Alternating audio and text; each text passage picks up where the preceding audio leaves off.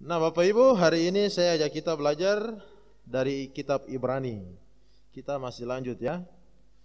Kita sudah belajar Ibrani pasal 1 bahwa Allah kita Allah yang berbicara kepada kita. Kalau Dia berbicara kepada kita, berarti kita harus pasang telinga untuk mendengar. Lalu di dalam pasal 2 situ diingatkan bahwa kita harus lebih teliti mendengarkan, memperhatikan apa yang kita dengar. Jadi tidak hanya asal dengar, tapi memperhatikan dengan teliti. Lalu di pasal 3 kita juga sudah belajar ayat 12 dan seterusnya itu bahwa waspadalah. Ini suatu peringatan supaya jangan ada di antara kamu, kata ayat itu ya, yang hatinya itu berubah menjadi jahat, kemudian mundur daripada Allah yang hidup. Dengan kata lain, istilah yang kita kenal adalah murtad. Dan murtad yang sudah saya sampaikan yang lalu bahwa orang kalau murtad lalu dia pindah kepada agama yang lain, itu kita lihat jelas. Tapi kalau murtad yang memang tidak pindah agama, dia juga ada di dalam persekutuan, dia ada di dalam perahu itu, tetapi hatinya itu sudah berubah. Nah, ini situasi kondisi yang sangat berbahaya. Itu sebabnya penulis Ibrani dia bilang waspadalah. Kata waspada berarti adalah suatu peringatan. Dan sekarang kita maju di pasal 4 ayat 1 sampai 13. Ya, Bapak Ibu, Saudara yang Tuhan Yesus kasihi, saya ajak kita renungkan satu tema, yaitu komitmen untuk masuk hari perhentian Allah yang kekal. Nah, komitmen untuk masuk hari perhentian Allah yang kekal. Nah, bagian ini dia bicara tentang hari perhentian Allah yang kekal itu. Nah, Bapak Ibu Saudara, kenapa saya pakai kata komitmen? Karena memang untuk masuk ke tempat perhentian Allah yang kekal, saya pikir ini adalah cita-cita kita semua, kerinduan kita bahwa kita akan masuk ke tempat perhentian Allah yang kekal. Nah, kalau kita bertanya, kamu mau kemana nanti pada akhir hidup? Dia rindu juga akan masuk ke tempat yang senang, pergi ke tempat yang senang. Kenapa? Karena ini adalah cita-cita kita, ini adalah kerinduan, ini adalah harapan kita. Dan ini tidak salah Bapak Ibu Saudara. Tetapi kalau itu hanya sebatas cita-cita, hanya sebatas kerinduan semata, tanpa adanya suatu komitmen yang kita buat sehingga kita berpegang pada komitmen itu, maka cita-cita itu hanya tinggal cita-cita dan hanya tinggal kenangan saja. Saya ibaratkan bahwa seorang anak muda, misalnya dia cita-cita untuk menjadi seorang pemain sepak bola. Dia rindu untuk nanti bisa masuk di Persipura. Cita-cita ini saya pikir wajar sekali, siapa saja berhak dan peluang itu dibuka kepada siapa saja. Tetapi Bapak Ibu Saudara, untuk masuk ke situ, anak muda itu dia harus buat satu komitmen supaya mempersiapkan diri, tidak usah sibuk dengan yang lain, apalagi dengan minuman keras, narkotika, ganja dan lain sebagainya. Karena apa? Itu semua akan menghambat cita-citanya. Jadi cita-cita, kerinduan itu juga harus adanya suatu komitmen. Nah, Bapak Ibu yang Tuhan Yesus kasihi, tempat perhentian Allah yang kekal itu tempat yang sudah disediakan, bahkan dijanjikan oleh Allah sendiri. Allah sudah sediakan dan Allah janjikan itu kepada kita. Kemudian hari itu memang sudah dirancang, sudah dipersiapkan, bahkan hari itu memang diberkati oleh Tuhan. Hari perhentian itu. Jadi Bapak Ibu Saudara, apa maksudnya? Bahwa Allah sendiri yang merancang, Allah mempersiapkan, dan Allah memberkati satu hari itu, hari perhentian itu. Kita lihat bahwa berarti Allah itu dia sungguh-sungguh serius menyediakan yang terbaik bagi kita. Kalau Allah itu serius, berarti Allah itu dia sungguh-sungguh. Dia tidak sedang bermain-main, dia sedang tidak lelucon, Dia tidak sedang memikat kita, merayu kita, tetapi dia memberikan satu fakta bahwa dia memang sediakan tempat perhentian yang kekal itu. Nah, Bapak Ibu Saudara, lalu orang yang masuk ke dalam hari perhentian Allah yang kekal itu adalah orang yang itu merupakan suatu kehormatan bagi orang itu. Ketika dia bisa masuk ke dalam hari perhentian Allah yang kekal, itu adalah suatu kehormatan, itu adalah suatu kebanggaan, bahkan lebih daripada itu, dia bisa masuk ke dalam hari perhentian Allah yang kekal, itu adalah suatu kebahagiaan yang terbesar. Bapak Ibu yang Tuhan Yesus kasihi, sebaliknya mereka yang tidak masuk ke dalam hari perhentian Allah yang kekal itu merupakan suatu kerugian kalau tidak masuk ke dalam hari perhentian Allah yang kekal. Itu ruginya minta ampun, bahkan mengakibatkan penyesalan yang tak ada ujungnya, penyesalan yang selama-lamanya ketika tidak bisa masuk ke dalam hari perhentian Allah yang kekal.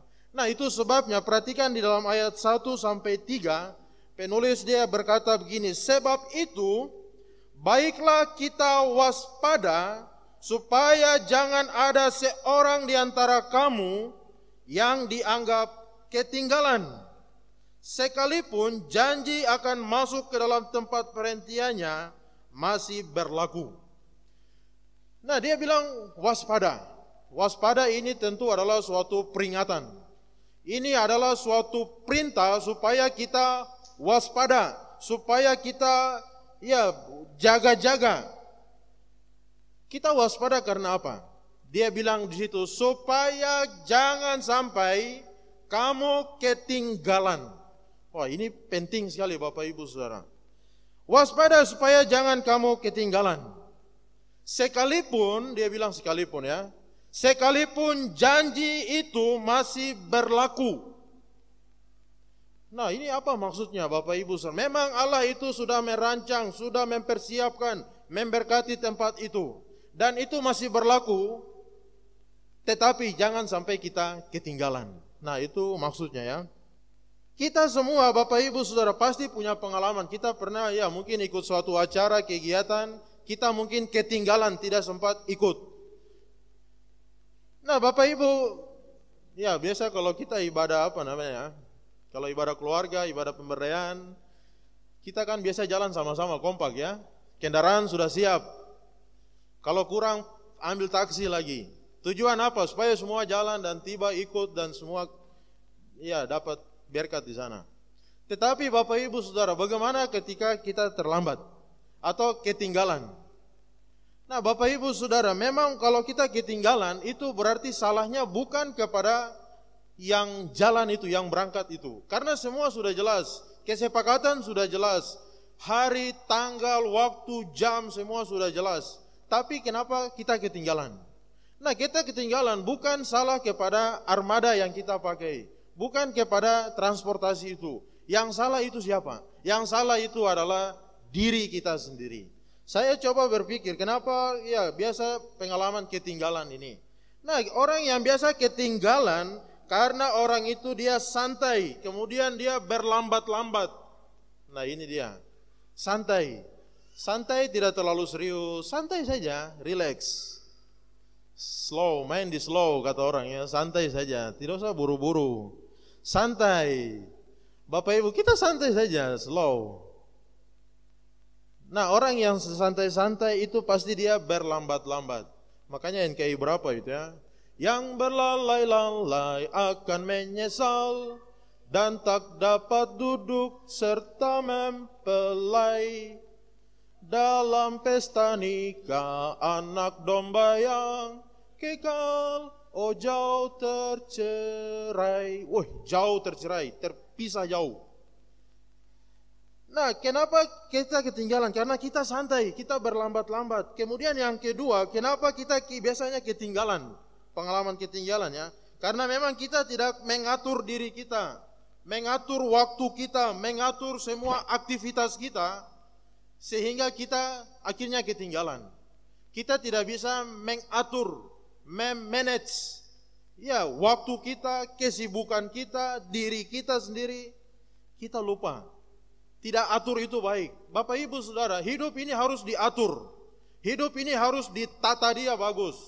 Nah, kemudian yang ketiga, kenapa biasa pengalaman ketinggalan? Karena memang mungkin kita ragu atau tidak percaya. Misalnya saya diundang seseorang, lalu saya bilang, benarkah tidak ya acara ini? Ragu-ragu begitu, benarkah tidak? Jangan sampai tidak kah? Karena ragu, karena tidak percaya, akhirnya ya memang kita juga slow. Lalu yang terakhir, ya karena memang kita ketinggalan, karena memang kita tidak tertarik.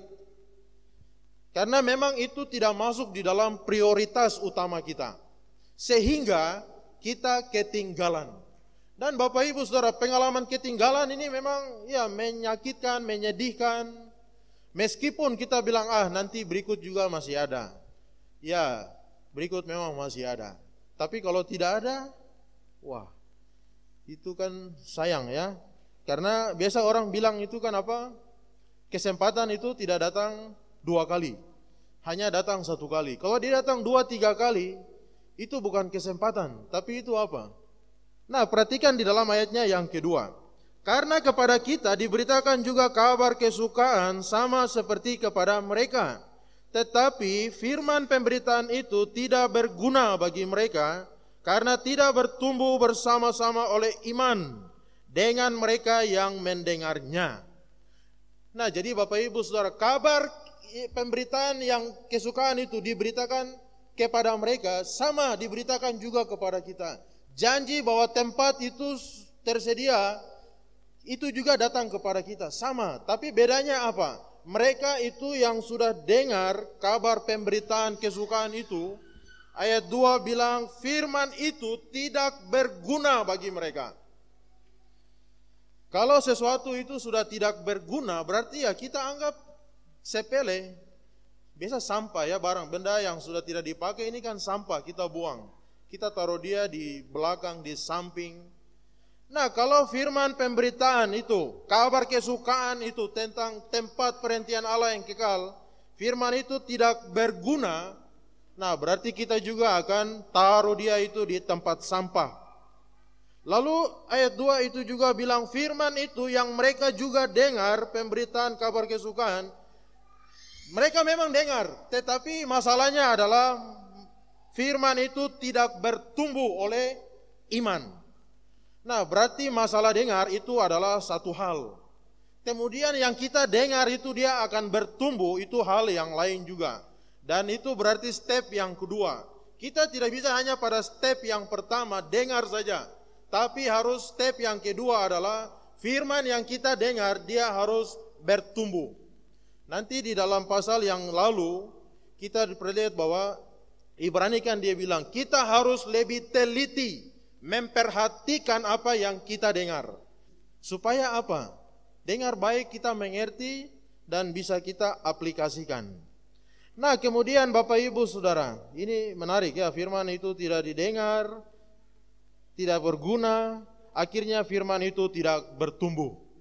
Nah, ibarat Yesus kasih perumpamaan itu ya, tabur benih itu. Benih itu kan ada memang tumbuh, tetapi ada yang dia tidak bisa tumbuh dan menjadi besar. Kenapa? Benih itu benih yang sama, ditabur oleh penabur yang sama. Tetapi waktu benih itu jatuh, rupanya tempatnya itu beda-beda. Ada yang memang benih jatuh di tanah yang berbatu-batu. Ada yang jatuh di semak-semak belukar. Ada lagi yang jatuh di pinggir jalan. Sehingga burung datang makan. Sehingga rumput besar alang-alang tutup. Sehingga batu bikin akar tidak bisa terus bertumbuh. Jadi Bapak Ibu itu adalah gambaran tentang respon kita ketika mendengar firman itu. Nah, kemudian dalam ayat ketiga Bapak Ibu perhatikan bahwa kenapa ini orang-orang ini ketinggalan. Sebab kita yang beriman akan masuk ke tempat perhentian seperti yang ia katakan. Sehingga aku bersumpah dalam murkaku, mereka tak akan masuk ke tempat perhentianku. Sekalipun pekerjaan sudah selesai sejak dunia dijadikan. Nah, kalimat ini saya kaget karena memang Allah itu dia janji, dia ikat janji itu dengan sumpah.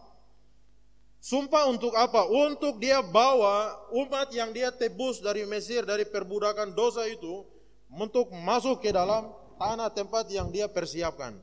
Tapi perhatikan bahwa sumpahnya Tuhan tidak hanya selesai di situ. Sumpahnya Tuhan juga, kalau kita lihat dalam ayat 3, Tuhan bersumpah dalam murkanya bahwa orang-orang yang demikian tidak akan masuk ke dalam tempat perhentian Tuhan. Wah, berarti ini janji masuk Tuhan ikat dengan sumpah. Tapi orang-orang yang tidak meresponi, Tuhan juga ambil sumpah, bahkan sumpah di dalam kemurkaannya, sumpah di dalam kegeramannya, mereka takkan masuk tempat perhentianku. Nah, ini berarti sesuatu yang harus kita renungkan, yang seharusnya tidak boleh kita anggap ini sepele, anggap kita ini berlalu begitu saja. Nah, dengar firman harusnya kita percaya, kita simpan di dalam hati, kemudian kita jalankan. Nah, ini iman ya. Iman itu Yakobus bilang iman tanpa perbuatan, iman tanpa diaplikasikan itu adalah mati. Iman tanpa perbuatan itu mati, itu kosong, itu tidak ada artinya. Berarti Bapak Ibu Saudara, iman yang hanya kita bilang, iya saya beriman, saya percaya, tanpa kita aplikasikan, terapkan di dalam perilaku hidup kita, berarti itu adalah iman yang mati, iman yang kosong, iman yang tidak ada faedah apa-apa di hadapan Tuhan. Berarti iman itu harus diterapkan, harus dijalankan, harus dilakukan. Bapak Ibu yang Tuhan Yesus kasihi, Allah bersumpah bahwa mereka yang tidak menganggap tidak berguna, menganggap sepele, itu Allah sumpah tidak akan masuk. Wah, ini menakutkan ya. Saya bukan menakutkan Bapak Ibu Saudara, tapi ayat ini dia penting sekali. Saya tidak mau bilang bahwa kita semua yang percaya Yesus, kita semua pasti masuk surga. Memang itu janji Tuhan, ya dan amin. Tetapi Bapak Ibu Saudara, mari kita wujudkan iman kita, komitmen kita itu kepada Tuhan. Karena Yesus juga berkata bahwa ya kamu menyebut aku Tuhan, Tuhan, Tuhan. Yesus bilang, pergilah kamu sekalian pembuat kejahatan. Wah, ini kan bahaya.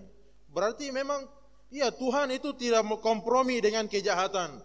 Allah itu tidak mau kompromi dengan dosa. Memang Allah mengasihi orang berdosa.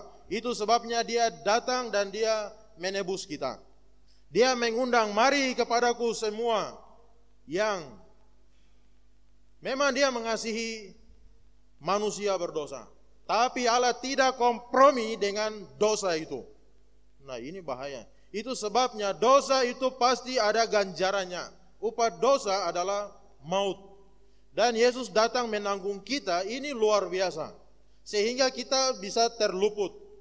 Berarti apa yang bisa kita buat untuk membalas kasih dan kebaikan Tuhan yang luar biasa itu? Paulus bilang kita ini sudah dibeli, dibayar dengan lunas, bukan emas perak, tapi dengan darah Yesus. Salib yang nampak di depan ini salib kalau kita lihat harusnya kita menangis hancur-hancuran. Nah Bapak Ibu Saudara, jadi yang pertama waspada supaya jangan kita ketinggalan. Ketinggalan untuk apa? Ketinggalan jangan sampai kita tidak masuk ke dalam hari perhentian Allah itu. Nah kemudian yang kedua Bapak Ibu perhatikan dalam ayatnya yang keempat dan seterusnya itu sampai ayatnya yang ketujuh. Nah hari perhentian itu juga disebut memang hari Sabat. Dan hari Sabat itu adalah lambang hari perhentian Allah yang kekal.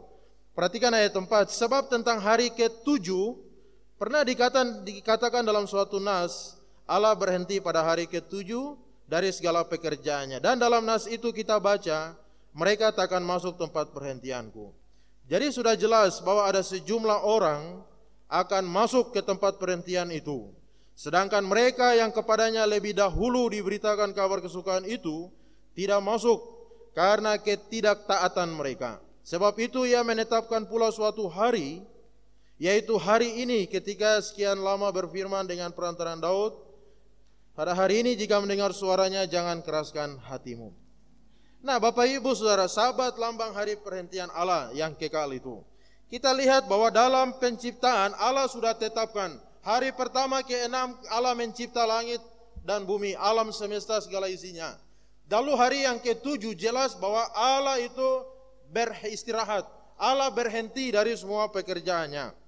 Kemudian bertolak dari situ, kita juga umat Allah diperintahkan 6 hari kamu bekerja.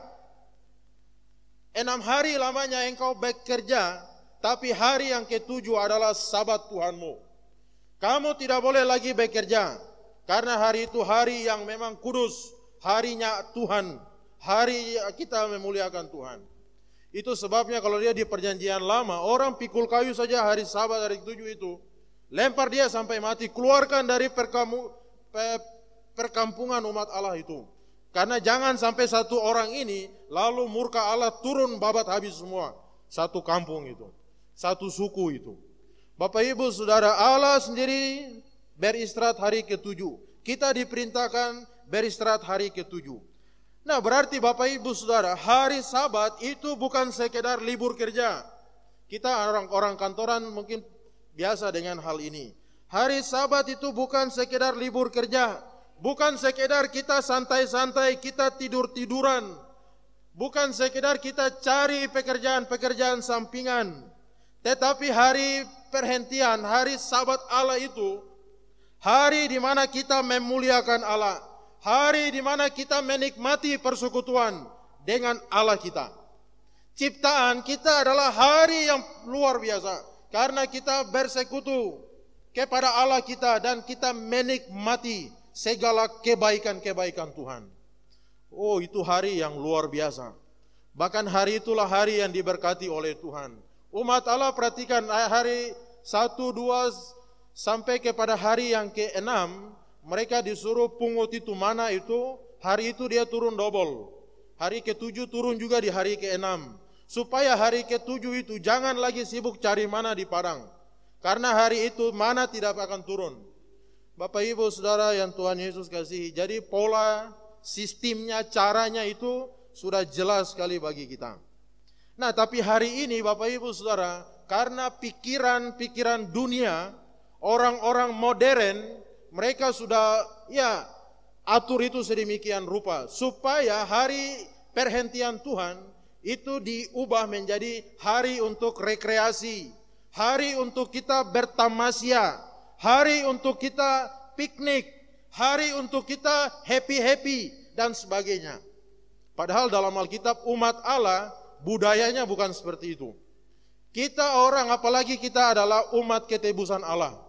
Kita tahu bahwa hari yang Tuhan kasih adalah anugerah.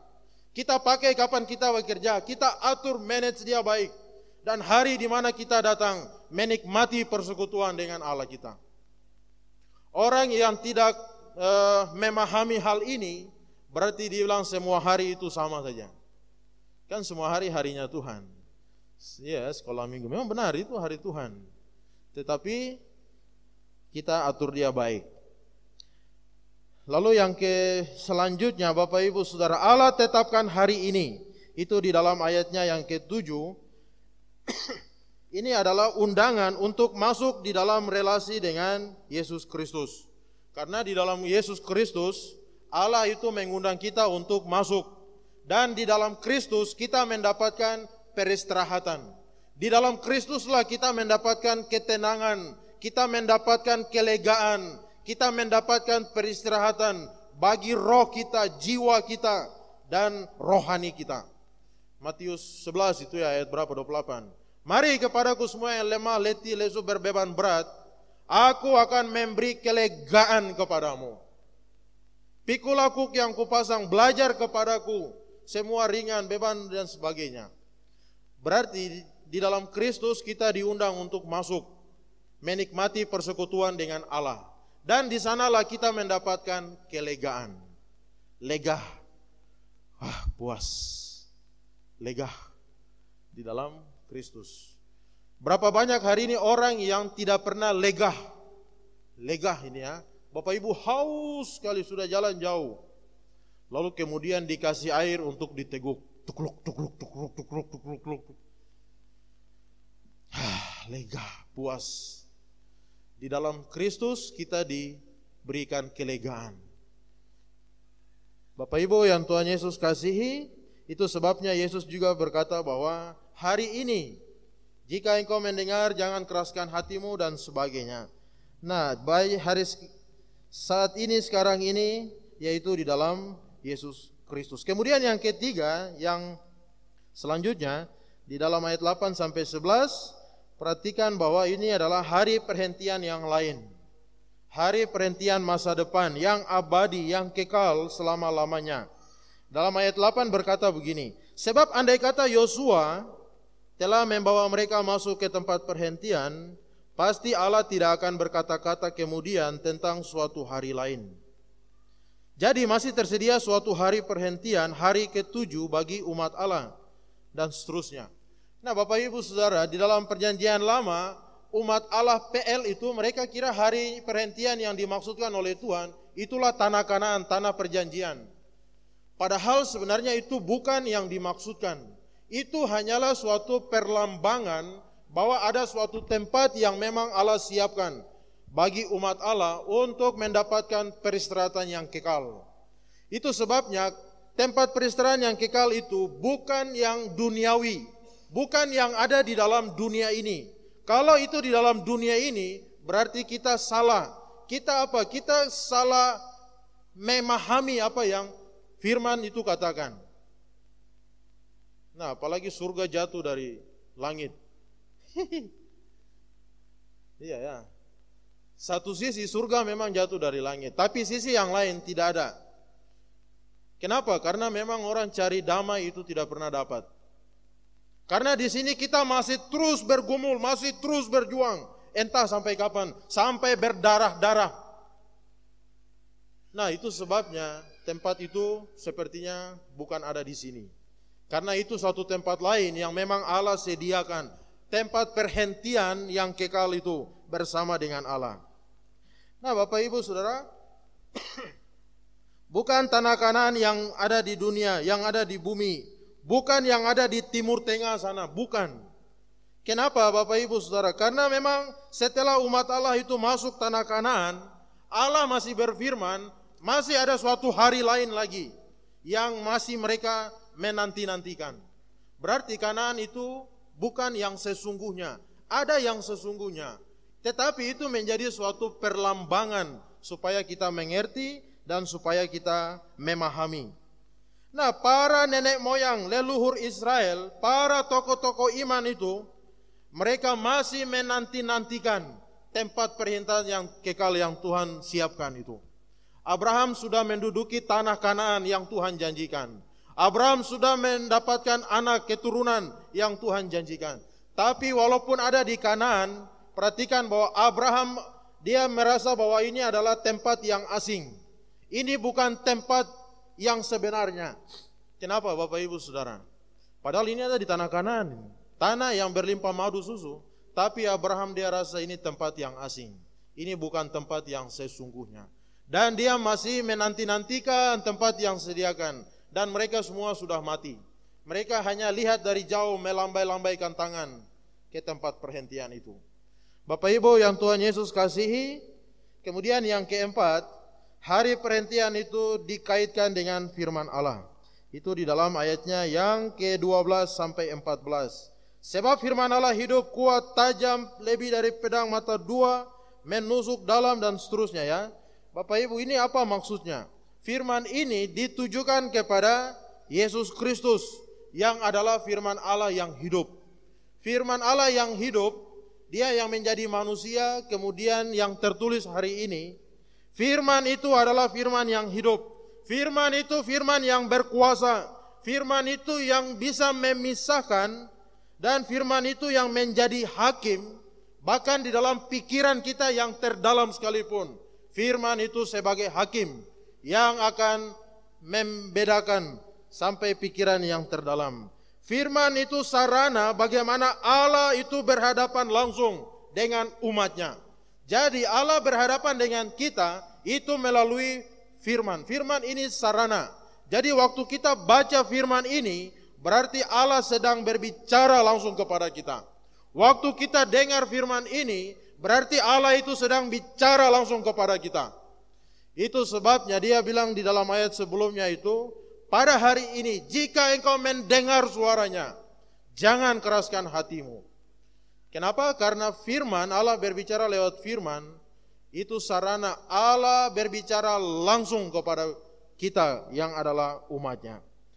Bapak Ibu yang Tuhan Yesus kasihi, firman itu sarana untuk memeriksa, untuk menghakimi, untuk menasihati umat Allah, supaya umat Allah itu hidup benar, supaya umat Allah itu hidup kudus, dan hidup beriman kepada Allah, bersandar semata-mata hanya kepada anugerah Allah semata-mata. Bukan bersandar kepada perbuatan baik kita, bersandar kepada kehebatan kita. Salah. Karena semua prestasi yang terbaik sekalipun itu seperti kain kotor di hadapan Tuhan. Semua hanya karena anugerah Tuhan. Kita dilayakan, dibenarkan, dan diterima oleh Allah Bapa di surga. Itu sebabnya jangan kira perbuatan yang baik itu bisa membuat kita ini benar dan berkenan di hadapan Tuhan. Salah. Kita sudah dibenarkan, sudah dipulihkan, sehingga hidup kita ini jadi berkat lewat perbuatan baik yang kita lakukan. Jadi perbuatan baik itu bukan tujuan supaya kita, bukan, tapi itu dampak daripada pembaharuan yang Tuhan kerjakan dalam hidup kita. Berapa banyak orang Kristen, jemaat Tuhan hari ini, orang kenal dia dengan mulut yang penuh dengan sumpah serapah, penuh dengan caci maki. Berapa banyak hari ini orang Kristen yang juga terlibat di dalam semua rencana-rencana jahat di bawah kolong langit ini. Berapa banyak anak-anak Tuhan yang juga berkompromi dengan dosa untuk melakukan segala keinginan-keinginan dosa, keinginan-keinginan daging. Itu sebabnya kesaksian itu sudah mulai padam. Kesaksian hidup itu sudah mulai sedikit-sedikit mulai buram. Bahaya kalau padam. Itu sebabnya pelita itu jaga apinya. Yesus dia bilang, belilah minyak kepadaku supaya melumas matamu itu, supaya jangan buta. Belilah padaku pakaian yang putih bersih, pakai supaya kemaluan telanjangmu itu jangan kelihatan. Itu di Wahyu berapa itu? Itu sebabnya Bapak Ibu Saudara, mari kita datang, kita hanya bisa tersungkur, Tuhan, siapakah aku ini? Tidak ada arti apa-apa kalau bukan karena anugerah Tuhan, kasih sayang Tuhan kepada kita. Nah, sebagai kesimpulan dari Ibrani ini, bahwa kita harus wajib waspada supaya jangan ada yang ketinggalan dan akhirnya tidak masuk ke dalam tempat perhentian. Sabatnya Allah itu, hari peristirahatan itu, hari yang diberkati.